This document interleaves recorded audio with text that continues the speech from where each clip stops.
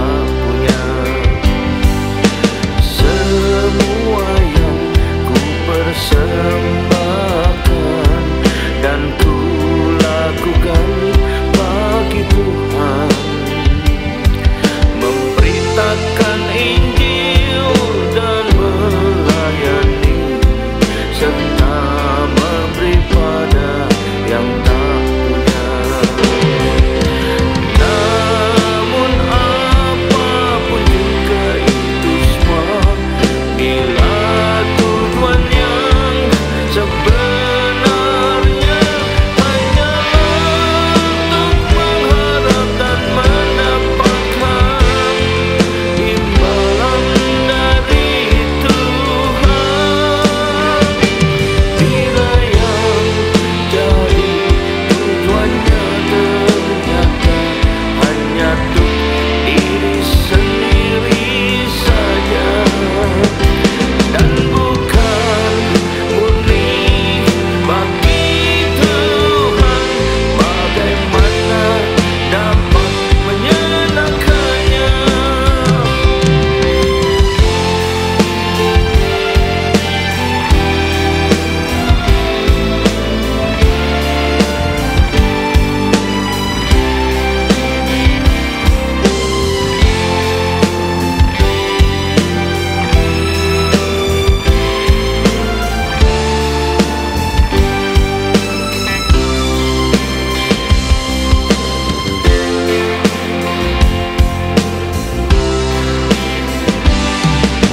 Semua yang ku persembahkan dan ku lakukan bagi Tuhan, memberitakan Injil dan melayani serta memberi pada yang tak punya.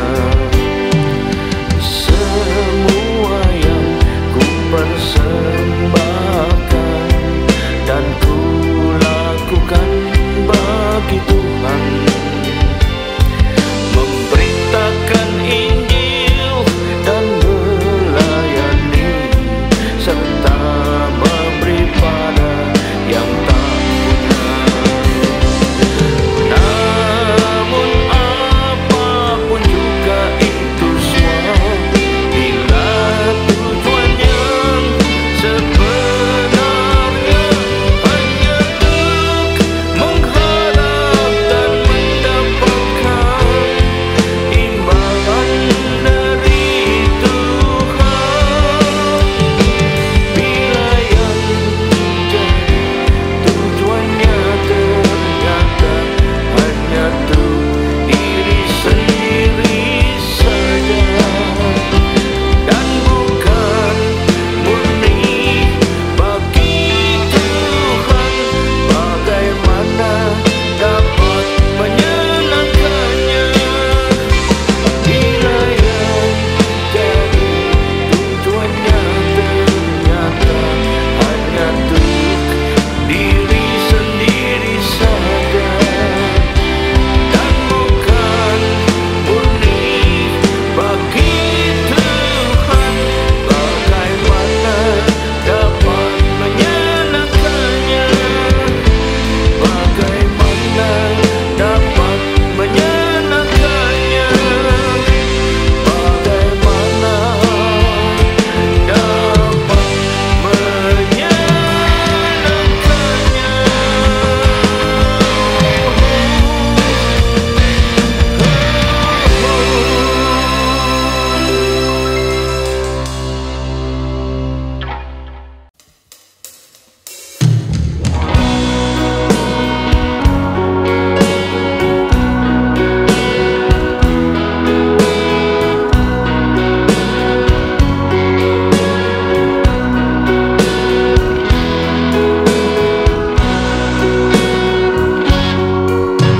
setinggi langit biru,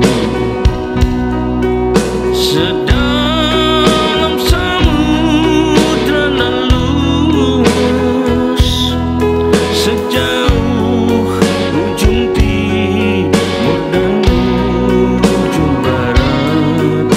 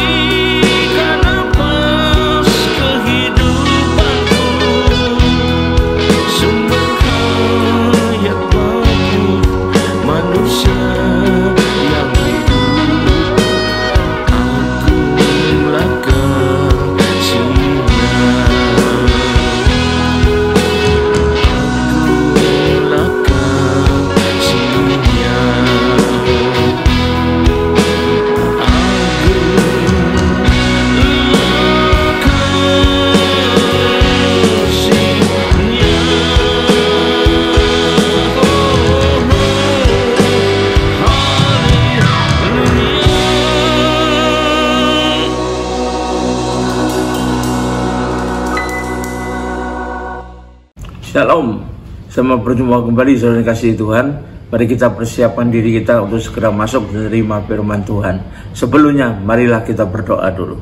Terima kasih Tuhan, kami umat-Mu siap menyambut firman-Mu. Urapilah kami semua dan urapi hamba yang akan menyampaikannya, agar tidak kembali dengan sia-sia, tapi kepada tumbuh dalam hidup kami dan menghasilkan buah yang baik dan berlipat ganda sampai 30 kali, 60 kali, dan 100 kali ganda. Dan berikanlah Tuhan pada kami semua urapan khusus daripada-Mu, urapan roh hikmat dan wahyu, agar terbukalah pikiran kami, dan dengan demikian kami boleh bisa menangkap maksud dan isi firman-Mu ini dengan tepat, dengan baik, dan dengan benar. Terima kasih Tuhan, kami semua siap sambut firman-Mu ini hanya dalam satu nama yang berkuasa, yaitu nama-Mu Tuhan Yesus Kristus. Haleluya, amin. Nah, sekali lagi shalom dikasih Tuhan. Mari kita segera siapkan diri kita untuk masuk dalam firman Tuhan. Tema dari firman Tuhan pada saat ini saya pilihkan yang bertemakan kesengsaraan atau kesengsaraan hidup, atau hidup yang sengsara, ya. Dalam hidup ini ya, kita tahu kita mengenal dua hal yang berlawanan sekali, yaitu yang pertama disebut kebahagiaan, yang kedua kesengsaraan. Atau hidup yang bahagia, lawan katanya adalah hidup yang sengsara. Nah, kesengsaraan ini sangat tidak disukai oleh manusia, ya. Karena itu ada beberapa hal yang perlu kita tahu tentang hal ini, ya, agar kita terhindar dari hidup yang sengsara. Yang pertama, apa yang perlu kita ketahui, bahwa kesengsaraan bukanlah merupakan rencana atau kehendak Tuhan yang murni, ya, atau kehendak Tuhan yang asli berasal dari Tuhan. Bukan. Mari kita baca dulu Yeremia 29 ayat 11. Jadi kesengsaraan itu bukan kehendak Tuhan atau rencana Tuhan yang asli, yang murni. Kita lihat Yeremia 29 ayat 11. Bukan rencana Tuhan, bukan kehendak Tuhan. Sekali lagi, yang murni, ya, bagi manusia. Karena Tuhan tidak menginginkan hal demikian sebetulnya. Tapi itu semua bisa terjadi. Nanti kita lihat kenapa bisa begitu. Yeremia 29 ayat 11. Sebab aku ini, kata Tuhan, mengetahui rancangan-rancangan atau rencana-rencana apa yang ada padaku mengenai kamu. Demikianlah firman Tuhan, yaitu rancangan damai sejahtera dan bukan rancangan kecelakaan, termasuk rancangan kesengsaraan, ya, untuk memberikan kepadamu hari depan yang penuh harapan. Ini kehendak Tuhan yang murni, ya. Dan kita baca lagi di Amsal 12 ayat 5. Rancangan orang benar adalah adil, tujuan orang fasik memperdaya, ya. Jadi kalau Tuhan tidak punya rancangan demikian, harusnya orang benar juga tidak punya rancangan demikian. Kita baca terakhir untuk poin ini di kitab Yesaya 25 ayat yang pertama. Yesaya 25 ayat yang pertama. Ya Tuhan, Engkaulah Allahku, dan aku mau meninggikan Engkau, mau menyanyikan syukur bagi nama-Mu, sebab dengan kesetiaan yang teguh Engkau telah melaksanakan rancangan-Mu yang ajaib yang telah ada sejak dulu. Nah, itu rancangan bagus maksudnya, ya, buat manusia sebetulnya. Dari itulah dia. Kalau rancangan orang benar adalah adil, apalagi dari Tuhan yang maha benar itu tentu ada yang baik. Allah tidak merencanakan kesengsaraan bagi manusia, kecuali manusia itu sendiri, ya, baik dengan sadar atau tidak sadar, yang memilih untuk menuju hidup yang penuh dengan sengsara, atau untuk mendapatkan kesengsaraan yang diizinkan oleh Tuhan terjadi pada dirinya. Bahkan bukan cuma diizinkan, dijatuhkan Tuhan sebagai hukuman kepadanya, atau yang disebut dengan kutuk, ya. Seperti dikatakan dalam kitab Ulangan tuh, berkat atau kutuk kamu yang milih, gitu loh, ya. Jadi bahagia atau sengsara kamu yang milih sendiri. Ulangan 11 ayat 26. Jadi bukan Tuhan yang memilihkan, ya, bukan Tuhan yang merencanakan, tetapi kita yang salah pilih sendiri itu. Tuhan sudah beritahu pada kita. Jadi kalau kita belajar Alkitab, kita harus tahu bahwa Tuhan sudah memberikan pilihan kepada kita, terserah kita mau milih apa. Ulangan 11 ayat 26. Lihatlah, aku memperhadapkan kepadamu pada hari ini. Artinya suruh pilih kamu, berkat atau kutuk. Kalau pilih berkat berarti itu kebahagiaan. Kalau pilih kutuk itu berarti kesengsaraan, ya. berkat apabila kamu mendengarkan perintah Tuhan Allahmu yang kusampaikan padamu hari ini, dan kutuk atau sengsara jika kamu tidak mendengarkan perintah Tuhan Allahmu dan menyimpang dari jalan yang kuperintah kepadamu pada hari ini dengan mengikuti Allah lainnya tidak kamu kenal. Jadi itu adalah pilihan kita sendiri ya. Dari itu muncul kemudian kita jangan bersungut-sungut kalau sengsara, nyalakan sana sini, bahkan menyalahkan Tuhan, karena Tuhan sudah mengatakan pada Yeremia 29:11 tuh, rancanganku rancangan damai sejahtera, mendatangkan hari depan yang penuh harapan. Kalau sampai ada kesengsaraan, itu kamu milih sendiri, milih rancanganmu sendiri itu. Nah, ini yang perlu kita tahu.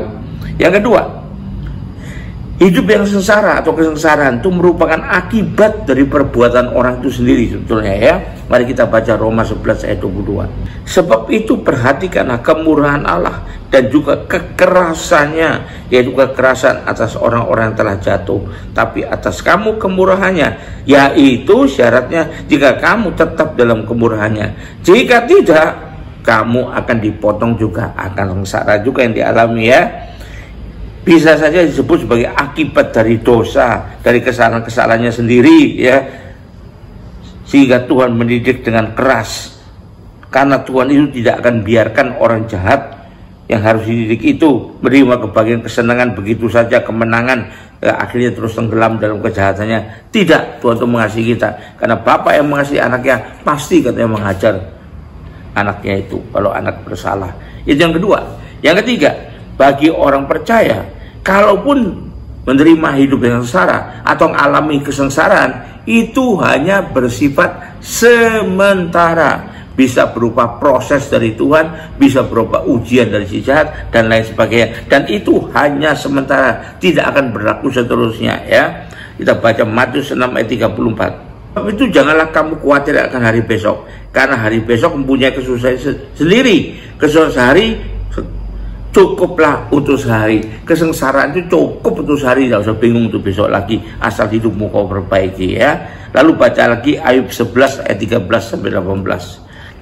Ayub pasal 11 ayat 13 sampai 18. Firman Tuhan mengatakan, jikalau engkau ini menyediakan hatimu dan menadahkan tanganmu kepadanya, jikalau engkau menjauhkan kejahatan dalam tanganmu dan tidak biarkan kecurangan ada dalam kemahmu, maka sesungguhnya engkau dapat mengangkat mukamu tanpa celah, dan engkau akan berdiri teguh dan tidak akan takut. Bahkan engkau akan melupakan kesusahanmu, hanya teringat kejadian kepadanya seperti kepada air yang telah mengalir lalu. Artinya ada waktunya.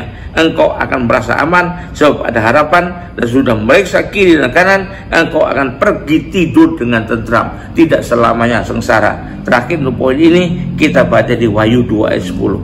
Jangan takut terhadap apa yang harus engkau derita, kalaupun itu kesengsaraan.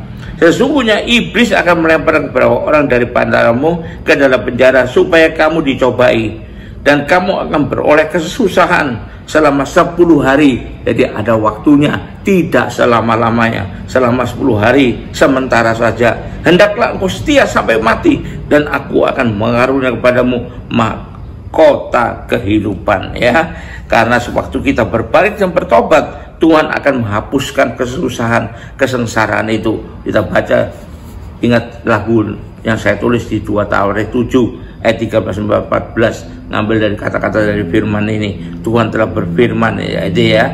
Nah, ya, kalau kita merendahkan diri, bertobat, berbalik dari yang jahat, berdoa mencari wajah Tuhan, Tuhan memulihkan kita, berarti menyingkirkan kesengsaraan untuk mengembalikan kebahagiaan itu kepada kita.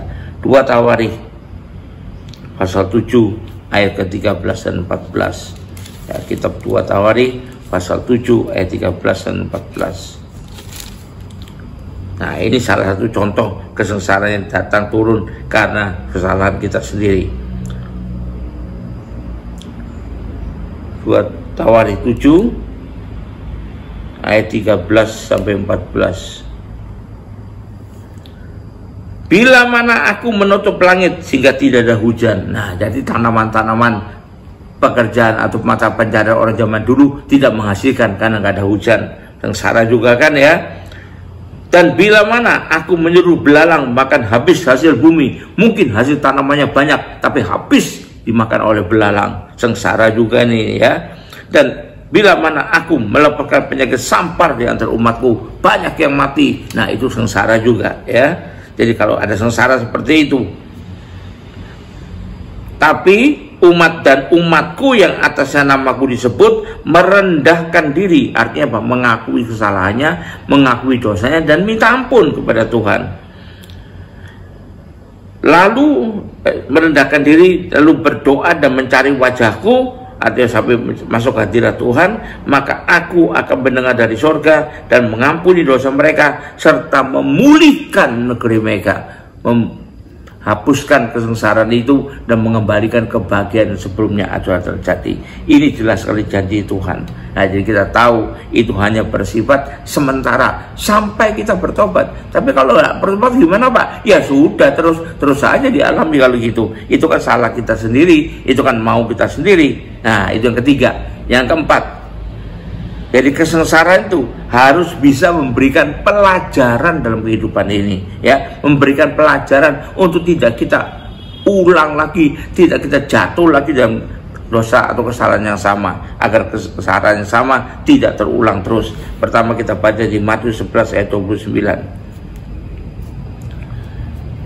Jadi Tuhan izinkan kesengsaraan itu datang untuk mengajar kita, ya, mendidik kita, memproses kita supaya tidak mengulang-ulang terus kesalahan yang sama, tapi bisa maju rohaninya. Matius 11 ayat 29. Tuhan berkata, "Pikulah kuku yang kupasang dan belajar padaku, karena aku lemah lembut dan rendah hati, dan jiwamu akan mendapat ketenangan. Sebab kuku yang kupasang itu enak dan bebanku ringan." Beban dikasih, tapi Tuhan bilang itu bukan berat tapi ringan, sepanjang kita mau sadar diri, ya, mengarahkan hidup kita hanya kepada Tuhan, ya. Lalu kita baca lagi Amsal 8 ayat 11 sampai 12. Amsal 8 ayat 11 sampai 12. Karena hikmat lebih berharga daripada permata, apapun yang diinginkan orang tidak dapat menyamainya. Aku hikmat tinggal bersama-sama dengan kecerdasan, dan aku mendapat pengetahuan dan kebijaksanaan. Dan seringkali kesengsaraan itu kalau kita pelajari dengan baik, kita ingat-ingat dengan baik, kita jadikan pengalaman, kita jadikan seperti cermin untuk kehidupan di masa mendatang, maka kita orang yang berhikmat di mata Tuhan. Jadi jangan jadikan kesengsaraan itu menjadi, ya, sesuatu mesiu untuk bersungut-sungut, untuk merasa kecewa, untuk jadi bahan untuk menyalahkan pihak lain, bahkan bisa saja menyalahkan Tuhan, ya, bahkan akhirnya menjauh daripada Tuhan. Jangan jadikan demikian, tapi jadikanlah pelajaran kehidupan dengan tidak mengulang lagi, ya, apa yang buruk yang kita buat sebelumnya mengakibatkan kesengsaraan itu, tapi berubah jadi lebih baik dari sebelumnya. Nah, itu yang harus kita pelajari. Saya ulang kembali, ya. Jadi yang pertama, kita harus mengerti bahwa kesengsaraan yang menimpa manusia bukanlah rencana Tuhan yang asli, bukanlah kehendak Tuhan yang asli atau murni dari Tuhan, tapi adalah merupakan, ya, yang kedua ini, akibat dari perbuatannya sendiri. Dia sendiri yang pilih, demikian, ya. Tuhan tidak pernah merancangkan kesengsaraan buat manusia, tapi Tuhan merancangkan damai sejahtera. Yang ketiga, bagi orang percaya, kalaupun mengalami kesengsaraan itu bersifat sementara, ya. Kalau dia berbalik dari jalan yang salah, jalan yang keliru, Tuhan pasti pulihkan, hilangkan kesengsaraan menjadi kebahagiaan kembali. Dan yang terakhir, kita harus bisa menjadikan itu pelajaran buat hidup kita, agar tidak bolak-balik jatuh tersandung batu yang sama. Haleluya, puji Tuhan. Mari kita akhiri ibadah ini dengan terima berkat dari Tuhan.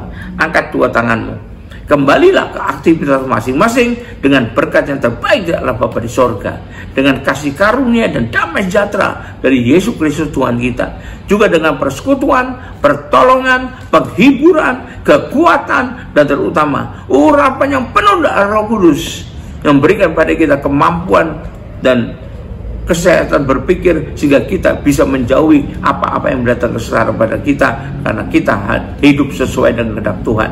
Dan biar itu menyertai kita mulai saat ini sampai sepanjang tahun ini, sampai Maranatha, bahkan sampai selama-lamanya.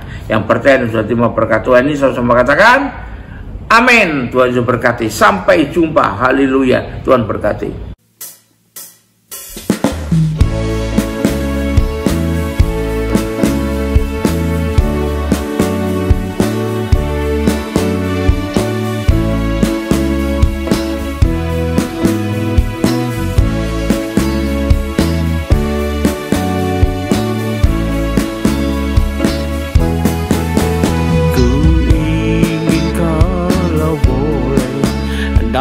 dapat nelpon ke surga agar ku bisa bicara dengan ayah dan bunda yang telah lama tiada berpulang ke rumah Bapa.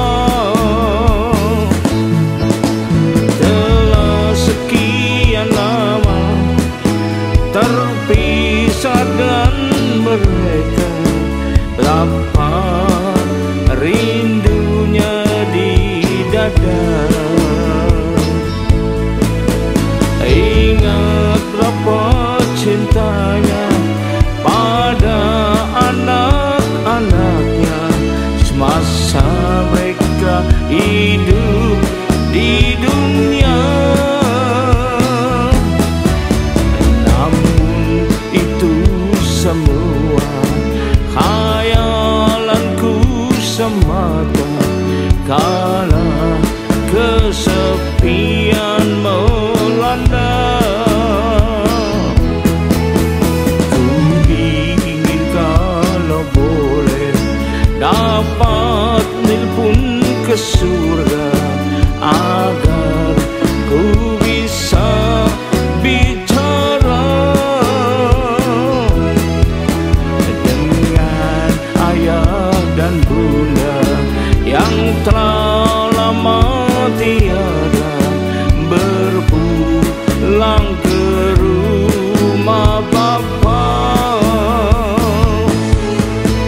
Telah sekian lama terpisah dengan mereka, betapa rindunya di dada.